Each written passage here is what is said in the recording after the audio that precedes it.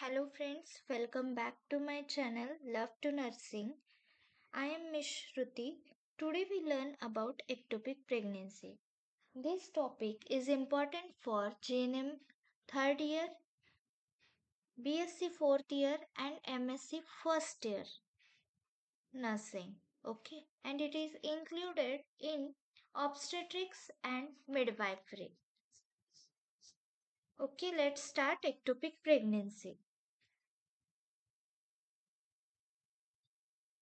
Ectopic pregnancy पहिला काय आहे हे समजावून घेऊ. आय नो तुम्हाला माहिती असेल, you are very fast and smart, but थेअरीमध्ये काय लिहायचं हे मी तुम्हाला शॉर्टमध्ये सांगणार आहे. ते तुम्ही व्यवस्थित कॉन्सन्ट्रेट करून बघायचंय, तर लास्टपर्यंत बघायचंय, जेणेकरून मध्ये आधी कोणतेही जर क्वेश्चन आले तर तुम्हाला ते सॉल्व्ह करता येतील. ओके.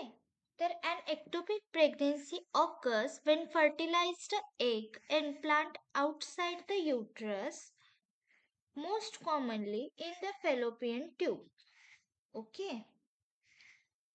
तर ectopic pregnancy म्हणजे काय की एग जो असतो आपला फर्टिलाइज्ड एग जो असतो तो इम्प्लांट होतो युट्रसच्या बाहेरच्या साईडला, स्पेशली कुठे फॅलोपियन ट्यूब मध्ये.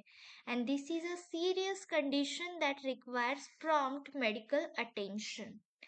एक्टोपिक प्रेग्नेन्सी म्हणजे काय, आपलं जे फर्टिलाइज्ड ओव्ह्यूमचं एग आहे ते इम्प्लांट होतं आउटसाइड द युट्रस. युट्रस सोडून ते बाहेर इम्प्लांट होतं. मोस्टली कुठं होतं, फॅलोपियन ट्यूब मध्ये. ओके, तर त्यालाच आपण एक्टोपिक प्रेग्नेन्सी असं म्हणतो. क्लिअर? ओके. नेक्स्ट हे बघा,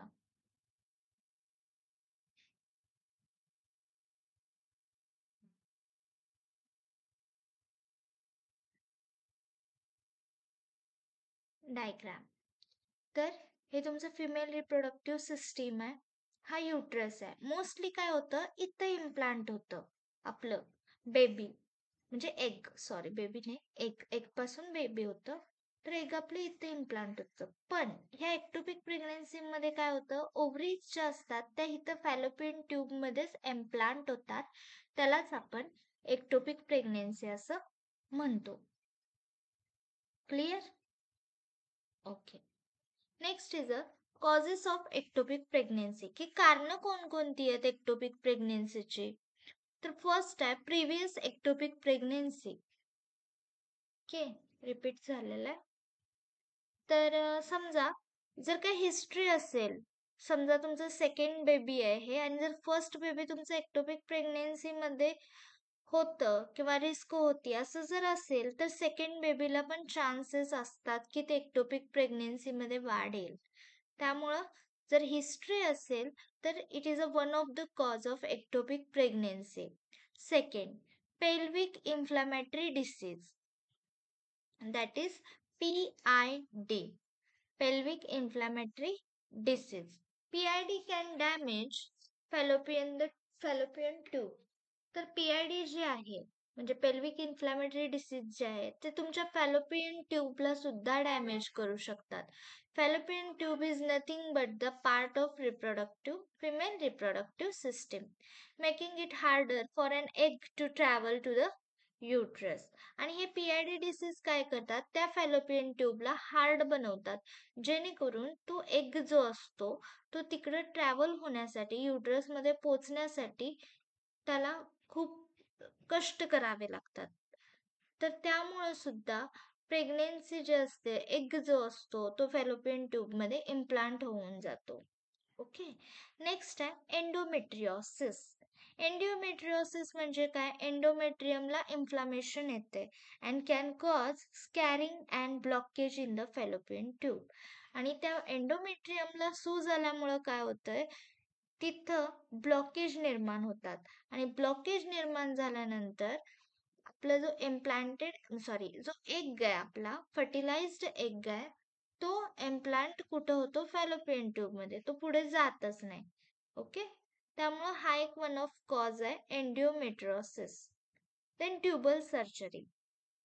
if you have previous surgery on the fallopian tubes can lead to scarring that prevent a fertilized egg from passing through. समजा जर आधी सर्जरी झाली असेल, ट्यूबल सर्जरी, तरी सुद्धा आपल्याला एक्टोपिक प्रेग्नन्सीला फेस करावं लागतं. ओके, का? कारण ते तिथून पास होत नाही, ते फॅलोपियन ट्यूब मध्ये स्टक होतं. त्यामुळे आपल्याला फेस करावं लागतं एक्टोपिक प्रेग्नन्सीला. Clear?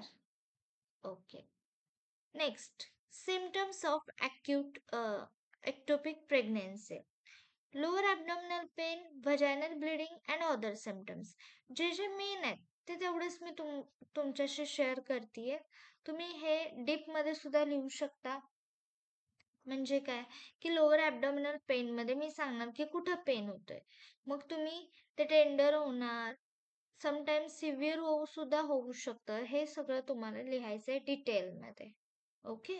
Lower abdominal pain, pain on one side of the lower ॲब्डॉमिन.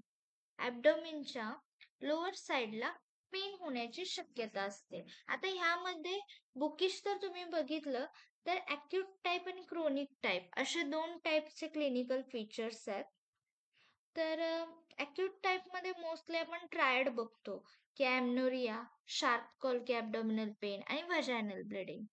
Okay, हे ॲक्यूट सिम्पटम्स आहेत. आणि क्रोनिक सिम्पटम्समध्ये काय, हे जे ॲक्यूट असतात तेच लॉंग पिरियडसाठी राहतात, त्यालाच आपण क्रोनिक टाईप म्हणतो. ओके, तर पेन जे असतं ते ॲब्डॉमिनमध्ये होतं लोअर वन साईडला, आणि समटाईम हे खूप जोराचं सुद्धा दुखू शकतं. देन व्हजायनल ब्लिडिंग, स्पॉटिंग होतं फक्त आणि लाईट ब्लिडिंग होतं, आणि जे काय हे कॉमन आहे. पण जर हेवी ब्लिडिंग झालं तर ते कॉमन नाही आहे. तर हा एक सिम्पटम आहे. अदर सिम्पटम्समध्ये डिझीनेस, अस्वस्थ वाटायला लागतं, चक्कर आल्यासारखं वाटायला लागतं, खांदे दुखायला लागतात, सांधे दुखायला लागतात. ओके, तर हे अदर सिम्पटम्समध्ये येतं. मोस्टली कसं चक्कर येते, ब्लड प्रेशर वाढतं, कमी होतं, पल्स रेट वाढतो. ओके, तर हे तुमचे कॉमन सिम्पटम्स आहेत. पण मेन कोणते आहेत? लोअर ॲब्डॉमिनल पेन आणि व्हजायनल ब्लिडिंग. ह्याच्यामध्ये तुमचं ॲम्नोरिया सुद्धा असतं, म्हणजे short period of amenorrhoea of 6 to 8 week, आणि ते डिलेड सुद्धा होतं. आणि जसं मी सांगितलं की स्पॉटिंग सुद्धा होऊ शकतं. ओके. ओके, नेक्स्ट आहे डायग्नोसिस. आता आपल्याला कसं समजणार की एक्टोपिक प्रेग्नेन्सी आहेच का, की असाच पेन होतोय? तर फर्स्ट आहे medical history and physical exam. Medical हिस्ट्रीमध्ये तुम्ही काय घेणार की अदर पास्टमध्ये जे समजा सेकंड बेबी असेल तर फर्स्ट बेबी तुमचं नॉर्मल झालं का, सीझर झालं का, एक्टोपिक प्रेग्नेन्सी होती, हे सगळं तुम्ही कम्युनिकेट करून त्यांच्याकडून कलेक्ट करायचे हिस्ट्री. देन आपल्याला डॉक्टर विचारतात की सिम्पटम्स काय आहेत. ओके, मग तेव्हा तुम्ही जर सांगितलं व्हजायनल ब्लिडिंग आहे, ॲम्नोरिया आहे, next what we can say other symptoms, dizziness, fainting, okay, किंवा ॲब्डोमिनल पेन जर तुम्ही सांगितलं तर त्यावरून डॉक्टर्स तुम्हाला सजेस्ट करतात की काय आपल्याला फिजिकल एक्झाम घ्यायची आहे.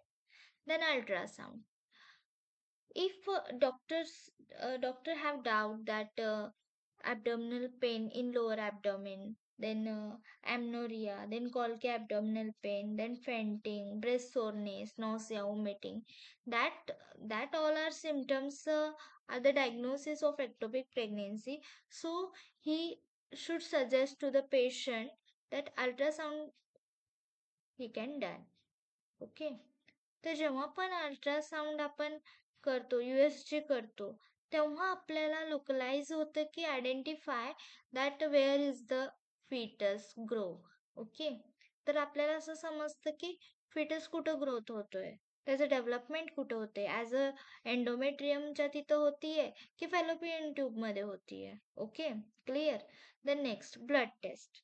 Blood test can measure level of HCG, that is human chorionic hormone, and it is a hormone produced during pregnancy.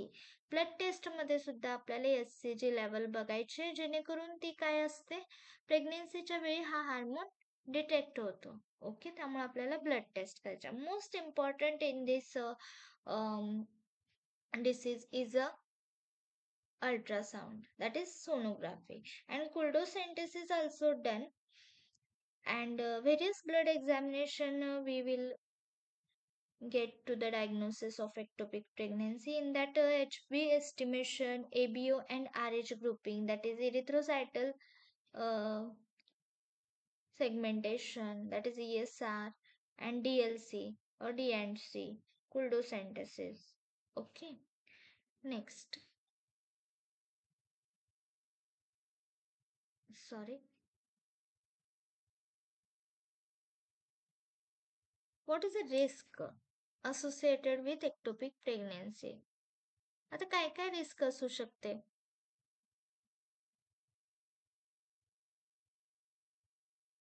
Risk भरपूर असणार आहे. पण त्याआधी आपण ट्रीटमेंट पाहू की एक्टोपिक प्रेग्नेन्सीसाठी आपल्याला काय काय ट्रीटमेंट करावे लागते. तर methotrexate is a medication that can stop the growth of ectopic pregnancy. तर मेथोट्रेक्झेट हे एक मेडिकेशन आहे ज्यामुळे आपण काय करू शकतो, एक्टोपिक प्रेग्नेन्सीमध्ये जे काय आपलं इम्प्लांट एग ग्रोथ होतोय ते आपण रोखू शकतो. It is a medication. Treatment. Then surgery. Surgery may be necessary to remove the ectopic pregnancy and damage the fallopian tube. समजा तुम्ही जर म्हणाल की माझं बाळ आहे, मला वाढू द्यायचं आहे फॅलोपियन ट्यूब मध्ये, तर no, it is dangerous to your health. Okay, कारण जसं जसं बाळ वाढतं तसा तो एरिया वाढणार आहे आणि तुमची एक्टोपिक प्रेग्नेन्सीचा साईज नाही, लेंथ 9 महिने तरी राहणार आहे, किंवा त्याच्या आधी तरी 7 महिने तरी राहणार आहे. तर त्या बिटवीन तिथं जे इम्प्लांटेड एग आहे त्याची साईज वाढत जाते आणि साईज वाढली तर आपली फॅलोपियन ट्यूबची जी साईज आहे ती कमी पडते आणि त्यामुळं it is a one of the cause of rupture fallopian tube. Okay, ती डॅमेज होते. त्यामुळे आपल्याला काही सर्जरी करायची की एक्टोपिक प्रेग्नेन्सी आपल्याला रिमूव्हच करायची. तर याच्यामध्ये दोन तुम्ही लक्षात ठेवणार आहे, मेथोट्रेक्झेट and surgery. Next, what is the risk associated with ectopic pregnancy? First is a severe bleeding. The fallopian tube can rupture causing the internal bleeding. जेव्हा पण fallopian tube rupture होणार आहे का, जसं मी लास्ट स्लाइडला सांगितलं की fallopian tube ही खूप छोटी असं नाही म्हणता येत, पण साईज त्याची कशी, आपलं ओव्ह्यूम पास होण्यापुरतं त्याची साईज असते, प्लस ते पूर्ण वेट बिअर करू शकत नाही. त्यामुळे काय होतं, तुमचं ब्लिडिंग कशामुळे होतं, रप्चर ऑफ फॅलोपियन ट्यूब, त्याच्यामुळे ब्लिडिंग व्हायला लागतं. Okay, infertility. Ectopic pregnancy can damage the fallopian tube, increase the risk of infertility. समजा एक्टोपिक प्रेग्नेन्सीमध्ये रप्चर झालीच फॅलोपियन ट्यूब, तर काय होतंय, तुम्हाला इनफर्टिलिटीला फेस करावं लागेल का, कारण इकडून ओव्ह्यूम पासच होणार नाही युट्रसमध्ये. Okay, got it. Okay, next. Future pregnancy complication. If you have ectopic pregnancy, then various complications are occurs in future. Means um, unable you have to unable to carry normal pregnancy, or else you have to risk of again ectopic pregnancy or infertility or internal bleeding. That is various complications occurs in ectopic pregnancy. Clear? Okay, mainly three: severe bleeding, infertility and ectopic pregnancy. Next is a preventing ectopic pregnancy. How you can prevent to this ectopic pregnancy? The first one is a safe sex practices. Using barriers method like condom reduces the risk of PID. If you use condom, then it reduces the risk of PID, that is pelvic inflammatory disease, and it is a major cause of ectopic pregnancy. Okay, तर PID होऊ नये म्हणून तुम्ही कॉन्डोम्सचा use करणार आहे आणि PID जर झालं तर तुम्हाला एक्टोपिक प्रेग्नेन्सी पासून कोणी नाही वाचवू शकत.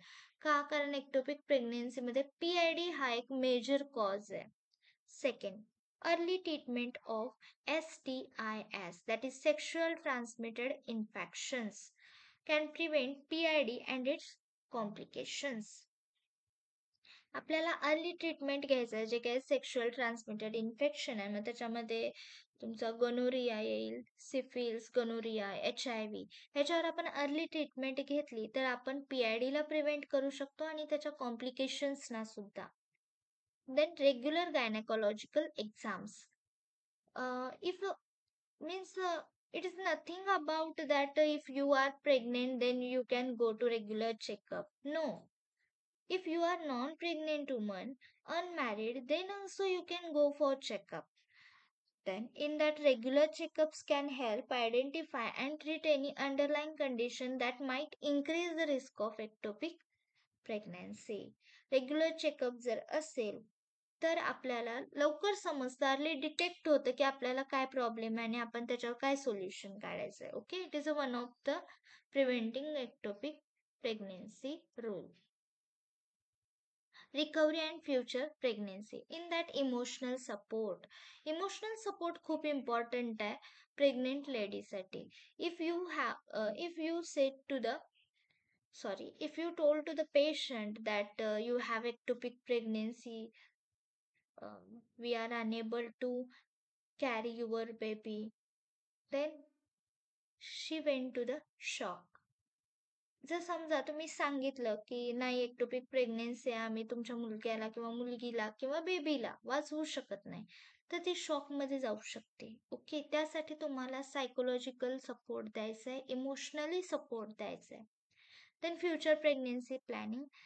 फ्युचर प्रेग्नेन्सी प्लॅन त्यांना डिस्कस करायला सांगायचं आहे डॉक्टरांसोबत आणि त्यांची ॲडवाईस घ्यायला सांगायची आहे. Then positive outlook.